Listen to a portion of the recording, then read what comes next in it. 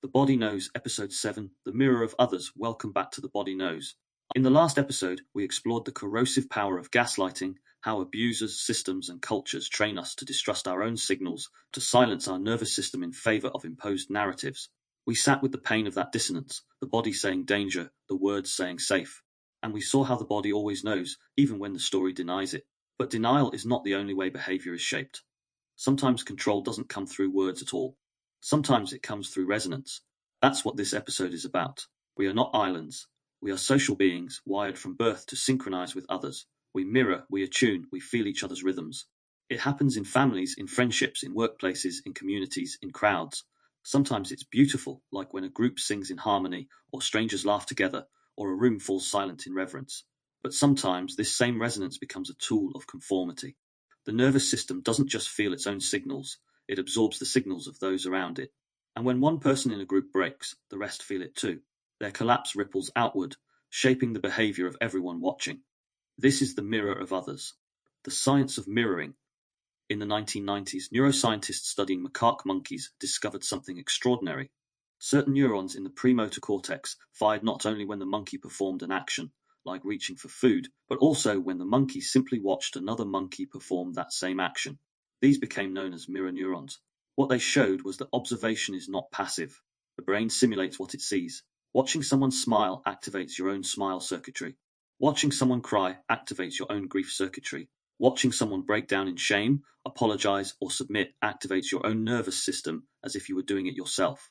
This is why synchrony is so powerful. We don't just think together, we feel together. Group synchrony beyond mirror neurons, entire systems in train. Sit with someone long enough and your breathing will match. Spend time in a group and your heart rates begin to align. Crowd research shows applause falling into rhythm, chants forming spontaneously, bodies moving as one. This isn't a coincidence, it's biology. Humans evolved as cooperative beings, surviving through connection. Resonance meant safety. If one member of the tribe sensed danger, the others felt it and prepared. If one member relaxed, the group softened. But this same mechanism makes us vulnerable. If one member of a group collapses under pressure, others may follow, not because they agree, but because their nervous systems resonate with the collapse. Why this matters, think of how conformity spreads.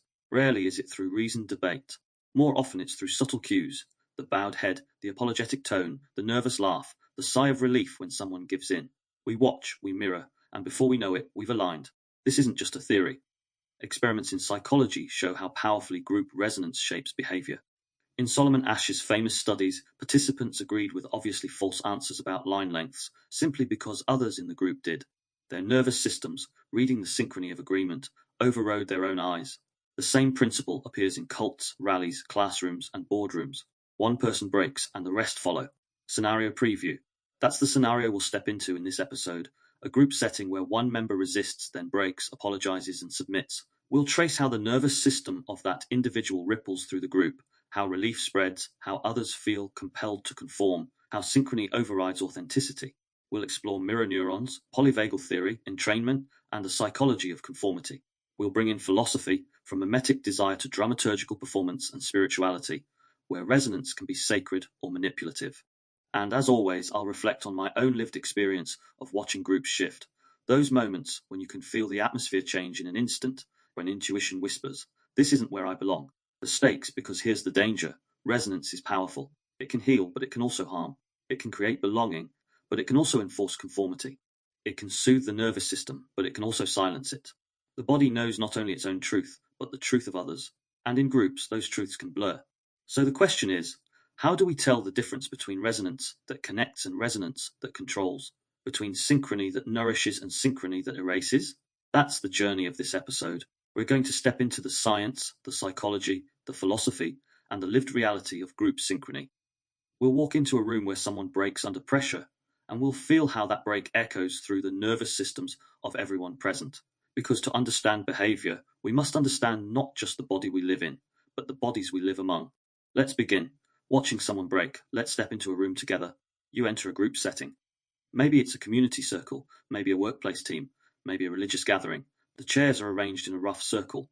Conversations hum, but beneath the surface, there's tension. Everyone knows a confrontation is coming.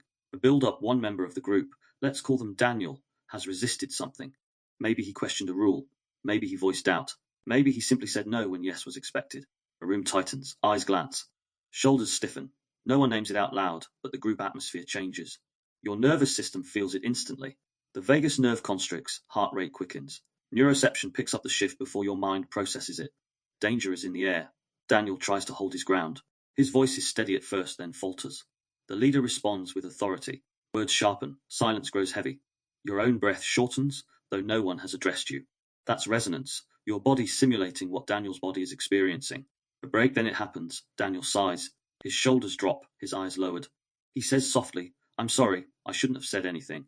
Relief spreads across the room like a ripple in water. The leader relaxes, others nod.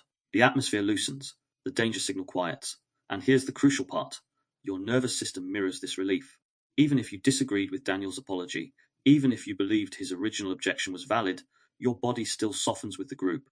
The apology doesn't change Daniel's nervous system, it changes everyone's. The ripple effect, why? Because of mirror neurons and group synchrony. When Daniel slumps, your motor cortex simulates slumping. When he apologizes, your language centers fire as if you had spoken the apology. When the group exhales, your lungs mirror the rhythm. This is not a choice, it is biology. Polyvagal theory explains it too. The social engagement system constantly scans faces, voices, and postures to regulate safety. Daniel's submission signals safety restored. The leader's relaxation confirms it. Your vagus nerve takes the cue. Stand down. We're safe again. The whole group synchronizes around Daniel's collapse. Conformity in real time notice what happens next. Others who had doubts quieted them. People who might have spoken up stay silent. A collective script forms. Daniel was wrong. The leader was right. Peace has returned. Not because everyone believes it, but because the nervous systems in the room resonate with relief, and relief feels safer than truth. This is how conformity spreads, not just through fear of punishment, but through the body's longing for synchrony. Step-by-step breakdown.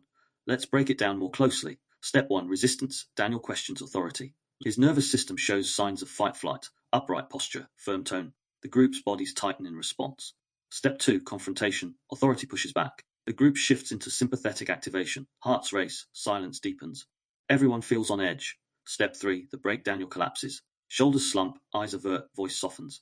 His body shifts into fawn freeze, appeasement, and submission. Step 4. Resonance. Mirror neurons fire. Others feel the slump in their own muscles, the softening in their own voices. The polyvagal system reads the submission as safety. Step 5. Synchrony. The group exhales together. Nervous systems align. The collective moves back into regulation. Step 6. Conformity. The script is reinforced. Objection is dangerous. Submission restores safety. Others internalize the lesson without words. The double edge from one perspective, this synchrony is protective. Groups need cohesion to survive. If everyone stayed in conflict, tribes would fracture. Synchrony brings relief. But here's the danger. The relief doesn't mean the truth has been honored. It only means the tension has been discharged. The nervous system equates submission with safety, even if injustice remains unchallenged. And so, conformity spreads not because the group believes, but because the group resonates. Personal reflection. I've felt this countless times. Walking into rooms where tension hummed like electricity. Watching someone speak up only to be shut down. Feeling the collective exhale when they apologized or withdrew. My body softened too, even when my mind disagreed. Intuition whispered, that apology wasn't real. That was submission. But the nervous system wanted to join the group, to align with the relief. And I've noticed the clarity that comes later, when you leave the room and realize, wait, that wasn't right. The group didn't want the truth. It wanted peace at any cost. That realization can be lonely, because once you see it, you can't unsee it. The lesson of the scenario. This scenario shows us something profound. Behavior isn't only shaped by words or punishments. It's shaped by resonance. One person's collapse becomes everyone's cue. One person's apology sets the rhythm for the group. Authentic disagreement becomes harder, not because people change their minds, but because their bodies fall into synchrony. This is why social control is so effective. You don't need to silence everyone. You only need one person to break. The rest will feel the break in their own nervous systems and align accordingly. So the next time you find yourself in a room like this, notice. Notice the moment when someone breaks. Notice the relief that follows. Notice how your own body softens, even if your heart doesn't agree. That's the mirror of others. That's conformity, spreading through resonance. The science of resonance. When we watch Daniel slump, apologize, and submit, it doesn't just stay in his body. It spreads. The entire group feels it. And to understand why, we need to step into the science of resonance, the way our nervous systems are wired to reflect, absorb, and synchronize with others. Mirror neurons. The brain that copies. In the early 1990s, a team of researchers in Parma, Italy, led by Giacomo Rizzolatti, were studying monkeys. They noticed something strange. Neurons in the monkey's brain fired not only when it performed an action, like grasping a peanut, but also when it simply watched another monkey perform the same action. These became known as mirror neurons. What they revealed is extraordinary. The brain doesn't just watch, it simulates. Seeing someone else act triggers the same neural pathways as doing the action yourself. For humans, this extends beyond physical acts. When you see someone smile, your own smile neurons fire. When you see someone wince in pain, your pain circuits activate.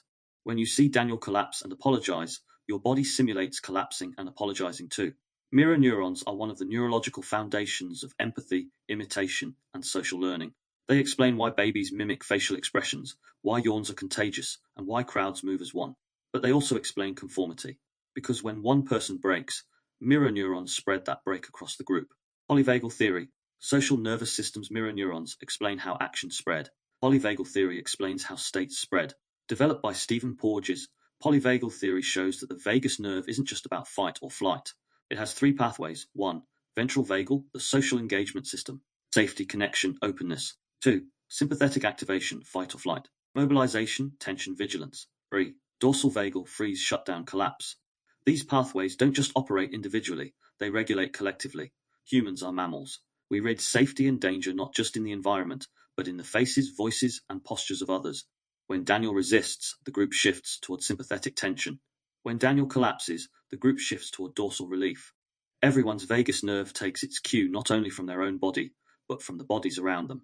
This is why a room exhales together, why silence thickens when someone challenges authority, why laughter spreads contagiously. The polyvagal system is always scanning, always attuning. Entrainment, bodies in rhythm, the science goes deeper still. Studies show that humans literally synchronize their physiology in groups. Breath entrainment. When people chant, sing, or simply sit together, their breathing rhythms align. Heart rate synchrony. Couples in conversation show heart rates rising and falling together. Neural synchrony. Brain scans of people listening to the same story show their brain waves aligning in real time. This is called entrainment, the alignment of biological rhythms. It's why applause in crowds becomes rhythmic, why soldiers marching feel unified, and why meditation in groups feels deeper than meditating alone. But entrainment also explains why conformity is so strong. When Daniel apologizes, the rhythm of collapse becomes the rhythm of the group. Your body entrains to the group's relief, even if your mind disagrees. The Ash conformity experiment psychology has long documented how resonance shapes behavior. In the 1950s, Solomon Asch ran famous experiments. Participants were asked to judge the length of lines on cards. The correct answer was obvious. But when Confederates in the room deliberately gave wrong answers, many participants conformed, agreeing with the false majority rather than their own eyes. Asch concluded that social pressure alters perception, but through the lens of neuroscience, we see something deeper. Mirror neurons, polyvagal cues, and entrainment all pulling participants toward conformity. The nervous system prefers synchrony to truth. The Milgram connection, Stanley Milgram's obedience studies, add another dimension. Participants believed they were delivering painful electric shocks to others under the authority's instruction. Many continued, despite visible distress in the learner. What made them obey? Not sadism, but resonance. Authority's calm voice regulated their vagus nerve into compliance, even while mirror neurons fired with the learner's pain. The dissonance was intense, but synchrony with authority outweighed synchrony with suffering. This shows the double edge of resonance. We don't just mirror anyone, we mirror those who set the tone. Resonance in daily life. Think about your own experiences. In classrooms, when one child stops resisting, others settle too. In workplaces, when a manager speaks with confidence, employees echo the tone. In families, when one member withdraws into silence, the rest tread carefully. On social media, when one opinion goes viral, others pile on likes, shares, outrage, and approval. Each case is a resonance. Nervous systems aligning, mirror neurons firing, entrainment synchronizing. The cost of resonance is not inherently bad. It's how we bond, empathize, and connect. But it becomes dangerous when it overrides authenticity. The cost is that truth becomes secondary to synchrony. Daniel's original objection may have been valid, but the group didn't align with the truth. They aligned with the relief of submission. This is the trap. Nervous systems equating conformity with safety. Personal reflection. I felt this science in my own body. I've walked into groups and felt my breath change, my tone shift, my posture align with those around me. Sometimes it felt nourishing, like joining in laughter or song, but other times it felt suffocating. I remember moments when someone resisted, said the thing no one wanted to hear, and I felt their tension in my own chest. When they collapsed, I felt the release in my own shoulders. Even when I knew the collapse wasn't true, my body still mirrored it. That's when I realized the body doesn't just tell my truth, it tells the group's truth too, and sometimes those truths don't match. Integration of science and scenario. So when we watched Daniel break in the scenario, we weren't watching psychology in the abstract. We were watching mirror neurons simulate his collapse, polyvagal systems shift from tension to relief, and entrainment synchronize breathing and rhythm. We were watching the science of resonance in real time. And we were watching how conformity spreads, not because people stop thinking, but because bodies start aligning. Resonance is biology. It explains why babies mimic, why yawns spread, why groups sync, and why conformity feels like safety. But it also explains why truth is so often silenced. Because resonance is stronger than reason. The body prefers synchrony to isolation, even when synchrony means erasure. This is the science of the mirror of others, conformity and control. We've explored the intimate mechanics of resonance, how mirror neurons fire, how vagus nerves attune, and how bodies fall into rhythm. We've seen how one person's collapse ripples across a group, creating synchrony that feels like safety, even when truth has been silenced. Now we need to look at how this very mechanism is used, sometimes subtly, sometimes deliberately, as a tool of control. Because resonance is not just a natural feature of human biology, it is also a lever. And history shows us again and again how that lever has been pulled. The Ash lesson revisited. Let's return briefly to Solomon Ash's conformity studies. A participant stares at lines on a card. The answer is obvious. But when everyone else in the room agrees on the wrong answer, the participant often conforms. Ash himself concluded that social pressure is powerful. But what his experiments also revealed is something systems of power already knew. If you create visible conformity, invisible conformity follows. The point isn't that everyone is persuaded. The point is that everyone sees others bending, and the nervous system resonates with the bend. Cults. Synchrony as ritual cults understand this intuitively. Think of chanting, singing, clapping, or swaying together. These are not random, they are synchrony rituals. They create entrainment. Heart rates, breathing, and neural rhythms align. Once aligned, the group is primed for conformity. And when one member breaks, confesses, apologizes, or submits, the group's nervous systems feel it too. Relief spreads, others fall in line. This is why cult rituals feel addictive. They are not just belief systems, they are synchrony machines. They harness resonance to shape behavior, corporate culture. The open plan stage corporations too use resonance. Think of open plan offices. They are not just about efficiency, they are about visibility. When one employee stays late, others see it. Mirror neurons fire, nervous systems attune. Staying late becomes the rhythm, even if no one says a word. When one employee agrees with the manager in a meeting, others feel the pull to nod too. Synchrony spreads, silence becomes agreement. Corporate slogans, team chants, and motivational events all use group synchrony to foster conformity. Political rallies. The theatre of resonance politics thrives on resonance. Think of the cadence of speeches, the rhythm of applause, the sea of bodies moving as one. Leaders use tone, pace, and gesture to regulate the crowd's nervous systems. Chants, flags, and music create entrainment. At rallies, dissent feels almost impossible. Not because everyone agrees, but because the body longs to align with the rhythm. To resist synchrony is to feel isolation in the middle of a crowd, one of the hardest states for the nervous system to bear. History's darkest moments remind us how dangerous this can be. Resonance is not neutral. It can mobilize compassion, but it can also mobilize cruelty. Religion and ritual, sacred resonance. It's important to say that not all uses of resonance are manipulative. Many religious and spiritual traditions use synchrony for healing, connection, and transcendence. Chanting in monasteries, singing in churches, drumming in indigenous ceremonies, meditation in silence together. These practices create resonance that nourishes rather than erases. They synchronize nervous systems in ways that expand rather than constrict. The difference is not in the biology, it's in the intention. But the line between sacred and manipulative can blur. A chant can connect or control. A prayer circle can uplift or enforce conformity. Social media, digital resonance, even online, resonance operates. Likes, shares, and retweets function like digital mirror neurons. When one post gains traction, others pile on. The group rhythm accelerates. Outrage spreads as quickly as laughter. Hashtags become synchrony rituals. Viral moments are the digital equivalent of applause. And just like in physical groups, conformity often follows. People echo opinions not necessarily because they agree, but because the nervous system feels the safety of alignment. Systemic control. When governments, corporations, cults, or platforms use resonance, the pattern is the same. 1. Create synchrony, chanting, slogans, rituals, applause, algorithms. 2. Display conformity, one person submits, others watch. 3. Trigger resonance, nervous systems align with the submission. 4. Spread conformity, relief becomes the group's rhythm. 5.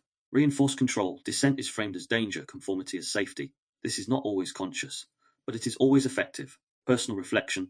I've seen this in groups I've been part of.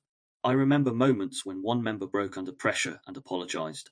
The tension dissolved, and I felt it in my own body, the exhale, the softening. Part of me wanted to join the relief, but another part, deeper, whispered, that wasn't the truth. That was a collapse. And later, when I stepped back, I realized the cost.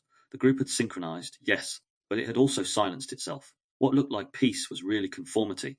That's when I began to notice the patterns in wider systems too. The corporate meeting that hummed with unspoken pressure. The religious circle where amen echoed, whether or not hearts agreed.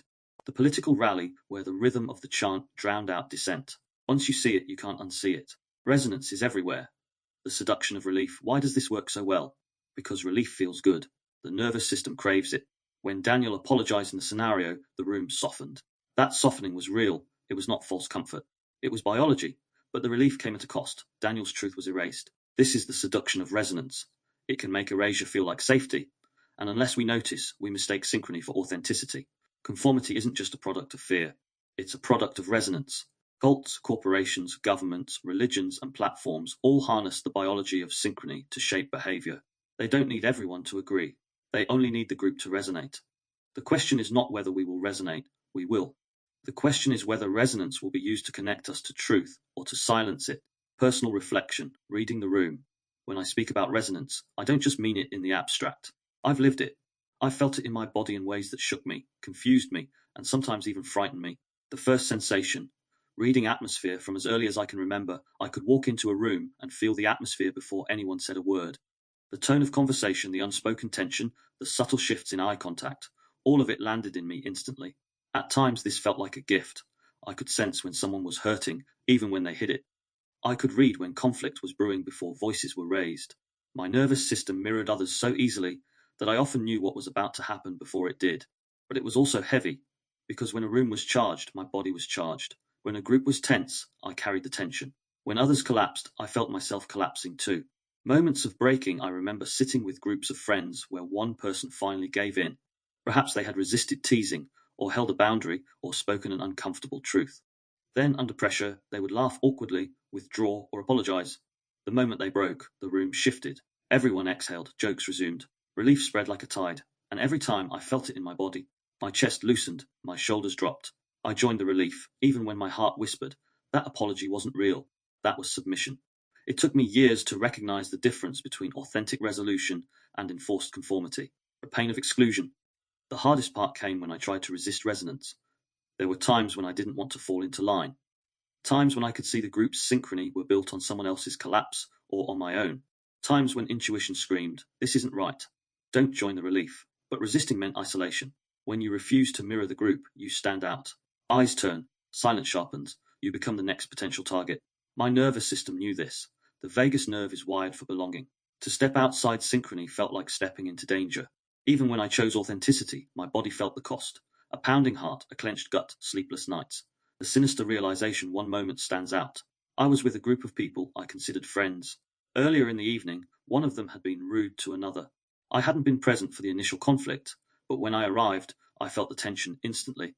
The air was thick, unspoken, charged. I became quieter, less active in conversation. My nervous system had already picked up the danger. Then suddenly there was an outburst. One person snapped at another. It wasn't explosive, but it was enough to draw everyone's attention. In that split second, I saw the glances. Everyone looked at each other, collectively. The synchrony was palpable. Relief came only when the individual left. But then came something darker. The group began analyzing the absent person's behavior, criticizing them, extending the judgment to others who weren't even there. And in that moment, I felt clarity. If they do this to them, they'll do it to me. If not already, then eventually. My inclusion is conditional. My back will be discussed too. Later, I found out I was right. They had spoken behind my back. The resonance that felt like belonging was really surveillance, control, and conditional acceptance. The body's warning, what struck me most was how my body knew before my mind did. When I walked in, before a word was spoken, my chest tightened. My voice dimmed. I was less myself. My nervous system registered the threat immediately, but I didn't want to believe it. I wanted to belong. So I stayed quiet, played along, tried to blend with the relief when it came. Only later, when I stepped back, could I name the truth. My body had been warning me all along. The conflict of intuition and resonance. This is the paradox I've lived again and again. Intuition tells me one thing. This isn't safe. This isn't right. Resonance pulls me another way, fall in line, feel the relief, stay with the group. It's exhausting to live in that tension. Sometimes I chose authenticity and bore the loneliness. Sometimes I chose conformity and bore the self-betrayal. Neither felt easy. But what I've learned, slowly, painfully, is that the cost of betraying myself is heavier than the cost of being excluded. How it shaped my thinking. These experiences shaped how I now think about behavior, control, and society. They showed me that conformity isn't intellectual, it's embodied. That group pressure isn't always explicit, it's often atmospheric. That resonance can be as manipulative as direct coercion. They also deepened my suspicion of systems, because what I saw in small groups mirrored what I later noticed in institutions, politics, and culture. The patterns are the same. Someone breaks, others align, dissent is silenced, and relief is mistaken for truth. The gift of sensitivity. At times I resented this sensitivity. I wished I could just blend in, not feel so much, not notice the shifts. But I see now it is also a gift. Because once you learn to distinguish authentic connection from manipulative synchrony, you can't be fooled as easily. You can feel when the group's relief is real and when it's a mask. You can sense when resonance is nourishing and when it's erasing. The body tells you if you listen. So when I speak about the mirror of others, I'm not speaking only of science or philosophy. I'm speaking of lived experience. I've watched people break and felt the collapse in my own body. I'm relieved that it wasn't true. I've resisted resonance and felt the pain of exclusion. I've walked into rooms and known, before words, that something was off. And I've learned, again and again, that resonance is not always connected. Sometimes it's conformity in disguise. Sometimes the mirror of others reflects not truth, but the cost of belonging. The task for me and for all of us is learning to notice the difference. We've explored resonance through biology and personal experience, but philosophy, sociology, and culture have also wrestled with this force, sometimes celebrating it, sometimes warning against it. To understand the mirror of others fully, we need to step into these wider frames. René Girard, mimetic desire. French thinker René Girard argued that humans don't desire in isolation. We desire what others desire. Our wants are mirrored, borrowed, contagious. If one child wants a toy, the others suddenly want it too. If one person in a community gains prestige, others imitate the pursuit. Desire spreads like resonance, shaping whole societies. But Girard warned that mimetic desire leads to conflict. When everyone mirrors each other's wants, rivalries form. The way societies manage this, he argued, is through scapegoating. The group unites by turning on one individual, blaming them, and restoring peace through exclusion. We can see echoes of this in our scenario. Daniel resists, tension rises, then collapses. The group finds relief, not by resolving the truth, but by focusing pressure on one person. Girard would say, this is mimetic desire resolving itself through sacrifice. Irving Goffman, social theatre sociologist Irving Goffman, described social life as theatre. We play roles, wear masks, and perform scripts depending on context. Group synchrony, in this view, is a form of stagecraft. We not only mirror unconsciously, but we also perform alignment to maintain the scene. Apologies, nods, silences, and laughs are cues that sustain the play. When Daniel apologizes, he doesn't just relieve the nervous system. He restores the performance. The group returns to its script.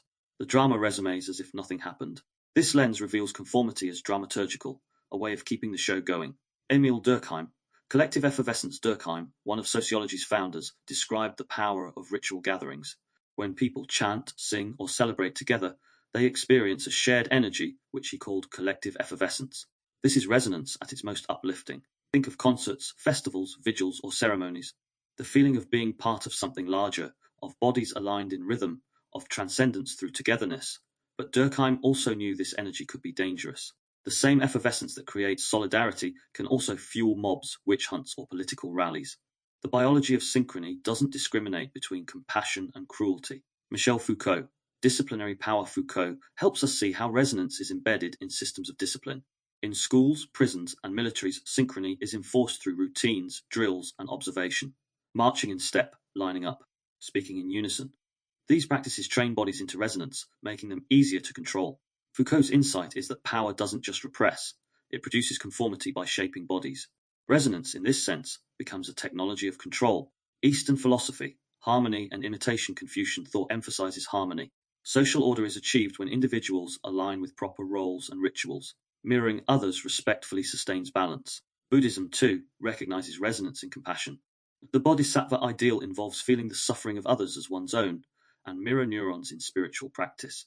But Buddhism also warns against attachment to the group. The Sangha is sacred, yet clinging to conformity can obscure the path to awakening. True compassion requires discernment, feeling resonance without losing authenticity. Mysticism, sacred synchrony. Many mystical traditions see resonance as divine. Sufi whirling, spinning together until bodies dissolve into shared rhythm, Gregorian chanting, voices blending until individuality fades, indigenous drumming, heartbeats synchronized with the land and each other. These practices transform resonance into transcendence. The danger is not synchrony itself, but when it is divorced from sacred intention. Manipulative groups mimic these practices, stripping them of authenticity to enforce conformity. Contemporary philosophy. The crowd and the self-thinkers from Kierkegaard to Nietzsche warned of the crowd. Kierkegaard wrote, "The crowd is untruth." Nietzsche mocked herd morality. Both saw resonance as a threat to individuality, a way truth dissolves into consensus. But others, like Hannah Arendt, saw potential in collective action, when people come together not in conformity, but in plurality, each bringing their unique voice. The challenge, then, is distinguishing between resonance that erases and resonance that empowers. Cultural observations cultures differ in how they treat resonance. Collectivist cultures, e.g., many East Asian societies, prize synchrony as respect and cohesion. Individualist cultures, e.g., much of the West, prize dissent, but often mask conformity beneath the surface. Indigenous cultures often embed resonance in ritual storytelling and community healing. Each approach shows both the gifts and the dangers of mirroring, personal integration. For me, these lenses gave language to what my body already knew. Girard explained the scapegoating I had seen. Goffman illuminated the scripts I felt trapped in. Durkheim revealed why group rituals felt intoxicating and dangerous. Foucault showed me how institutions discipline through synchrony. Eastern and mystical traditions reminded me that resonance can be sacred, that my sensitivity isn't only a burden, but a doorway. And Kierkegaard and Nietzsche validated the unease I felt in crowds that demanded conformity. What my body lived, philosophy articulated. Resonance is both survival and risk, connection and erasure. Philosophy and culture confirm what biology and experience reveal. We are mirrors of each other. Sometimes those mirrors uplift us in song, ritual, and compassion. Sometimes they distort us in conformity, scapegoating, or herd morality. The body feels both. The key is not to escape resonance, that's impossible. The key is to discern. When is synchrony an authentic connection, and when is it manipulation disguised as belonging? Embodied practices and awareness. We've traveled through science, personal reflection, philosophy, and culture. We've seen how resonance binds us together, how it silences dissent, and how it can be sacred or manipulative, depending on intention. But understanding is not enough. Resonance happens in the body, and the way to navigate it is also through the body. So in this section, we'll explore embodied practices and awareness tools, ways to notice when your nervous system is being pulled, and ways to ground yourself so that synchrony doesn't cost you authenticity. Recognizing the signs of conformity pressure. The first step is awareness. Before you can resist unhealthy resonance, you have to know when it's happening. Here are some common bodily cues. Sudden softening. The moment someone apologizes or withdraws, your shoulders drop, breath lengthens, or jaw loosens, even if you disagreed with their collapse. Atmospheric tension. Walking into a room and feeling unease before a word is spoken. Voice inhibition. Feeling your throat tighten when you want to speak, or hearing your voice shift tone to match the group. Delayed clarity. Realizing only after you leave that you disagreed with what happened, but couldn't articulate it in the moment. Micro glances. Noticing eyes darting between members when someone resists or breaks, signaling a collective alignment. If you've felt these, you've experienced resonance in real time. Practice 1. The anchor breath. When you feel yourself pulled into group synchrony, pause and breathe. Not just any breath, an anchor breath. Inhale deeply into the belly for 4 counts, hold for 2. Exhale slowly through the mouth for 6. This shifts the vagus nerve into ventral regulation, grounding you in your own nervous system. The anchor breath reminds your body, I can belong without collapsing. Practice 2. Somatic boundary mapping before entering group settings. Take a moment to map your body. Place a hand on your chest and ask, what truth am I carrying into this room? Place a hand on your gut and ask, what boundary will I hold no matter what? Visualize a circle of light around your body, flexible but protective. This primes your nervous system to recognize when it's being pulled out of alignment. Practice 3. The 3-second delay synchrony often sweeps us into nodding, laughing, or apologizing before we even notice. Train yourself to pause for 3 seconds before responding in groups. Someone laughs, breathe first. Someone apologizes. Notice your body before you mirror. Pressure rises. Anchor yourself, then choose consciously. The 3-second delay interrupts automatic mirroring and restores agency. Practice 4. Safe resonance rituals. Not all synchrony is harmful. In fact, you can intentionally create safe resonance with trusted others. Breathe together with a friend. Sing or hum in unison. Walk side by side matching steps. These practices remind your nervous system that resonance can be nourishing. When you taste safe synchrony, it becomes easier to recognize unsafe synchrony. Practice 5. Debriefing after groups often. Clarity comes after leaving a group. Make this a ritual. Journal what you felt in your body before, during, and after. Ask, did I collapse or conform, or did I stay authentic? Note any delayed realizations of dissent. This trains awareness over time, making it easier to catch in the moment. Practice 6. Intuition check. Your body is an antenna. Intuition is often the signal that cuts through conformity. Before aligning with a group decision, pause and ask, does this feel true in my body, or just relieving? If it feels like relief without truth, that's resonance masking conformity. The challenge of resistance. Let's be honest, resisting unhealthy resonance is not easy. The nervous system craves belonging. To stand apart feels like danger. That's why resistance must be gentle. It's not about fighting the group. It's about staying anchored in yourself. Sometimes that means voicing dissent. Sometimes it means quietly holding your truth while others align. Sometimes it means leaving altogether. None of these makes you broken. They make you authentic. Personal reflection. I've practiced these myself. I've walked into rooms where the pull to conform was overwhelming, and I used the anchor breath just to stay present. I've heard out others' views, thoughts, feelings, and opinions, even projections, and yet I don't judge. I accept their worldview, perspectives, yet mine is often ignored. I'm content within myself, not to be moved. If there is a disagreement, a lack of accord, that's okay for both parties, but often ego takes over. I speak my truth at all times, because I no longer resonate at lower levels of ego. Accept me for who I am, and the message I bring or don't, I will live perfectly well, without others' validation. I have nothing to prove to anyone, only myself. This is my truth, even if it's not theirs. Sometimes I stayed silent, but wrote my truth down afterwards. Sometimes I voiced it and bore the discomfort. Sometimes I left, and later found relief in solitude. Each act felt small, but each was resistance. Each was a reminder that belonging doesn't have to cost my integrity. Signs of healthy resonance. It's also important to recognize the other side. Resonance is not the enemy. Healthy resonance feels different. Expansive relief. Shoulders drop, but with joy, not collapse. Authentic laughter. The body relaxes because truth is shared, not silenced. Mutuality. Everyone participates, no one is scapegoated. Afterglow. You leave feeling nourished, not drained. Distinguishing these is key. Noticing whether resonance expands or contracts helps discern authenticity from conformity. Resonance is inevitable. We will mirror, synchronize, and align. It's who we are as humans. The question is not whether it happens, but whether it serves truth or erases it. By anchoring breath, mapping boundaries, pausing before mirroring, and debriefing after, we can reclaim choice. We can savor the beauty of resonance without being consumed by its manipulations. The body knows the difference. It always has. We've traveled a long way in this episode. We began by stepping into a room where one person resisted, then broke, apologized, and submitted. We watched how their collapse rippled through the group, how relief spread, how bodies aligned not because they believed, but because they resonated. We explored the science behind it, mirror neurons firing, polyvagal systems attuning, entrainment synchronizing breath and rhythm. We saw how biology makes us mirrors of each other. We looked at conformity as more than fear, as resonance. How cults, corporations, rallies, and platforms harness synchrony to shape behavior. At how religious and mystical traditions use it to connect, sometimes authentically, sometimes manipulatively. We wove in philosophy, Girard's mimetic desire, Goffman's theatre, Durkheim's collective effervescence, Foucault's discipline, Kierkegaard's warning about the crowd, and Eastern traditions that see resonance as compassion or harmony. And we grounded it all in lived truth.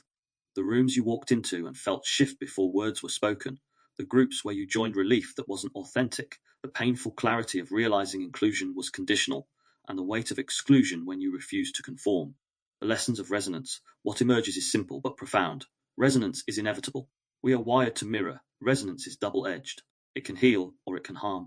Conformity often spreads not through thought, but through nervous system alignment.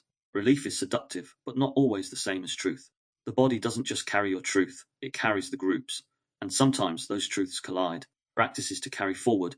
To navigate resonance consciously, we practiced anchor breath to stay grounded when the group pulls, boundary mapping to remember what truth you carry, the 3-second delay to interrupt automatic mirroring, safe resonance rituals to taste synchrony that nourishes, debriefing after groups to catch clarity that comes later, intuition checks to ask if what feels like relief is also true.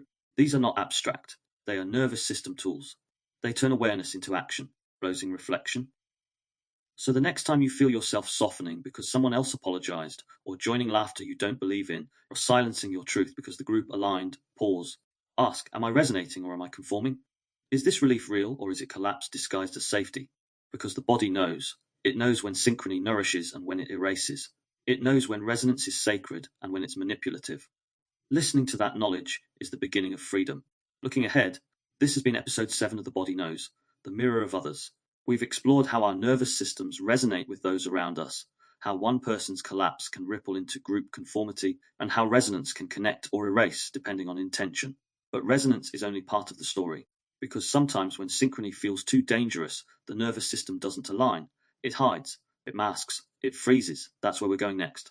In episode 8, The Mask and the Freeze, we'll step into the world of dissociation, shutdown, and masking as survival. We'll explore a scenario of a child going silent under a shouting authority figure, and trace how the freeze response protects the body at the cost of authenticity. If you'd like to explore further, you can also journey into my other projects, the Inversiverse, where we unravel systems of perception and control, and the Unfiltered Human on the Fringe, where we explore the shadow emotions that most people avoid. Thank you for listening to The Body Knows. Until next time, remember, when the crowd aligns, when the room softens, when conformity feels like safety, pause. Listen inward, because even in the resonance of others, your body still knows. James Miller.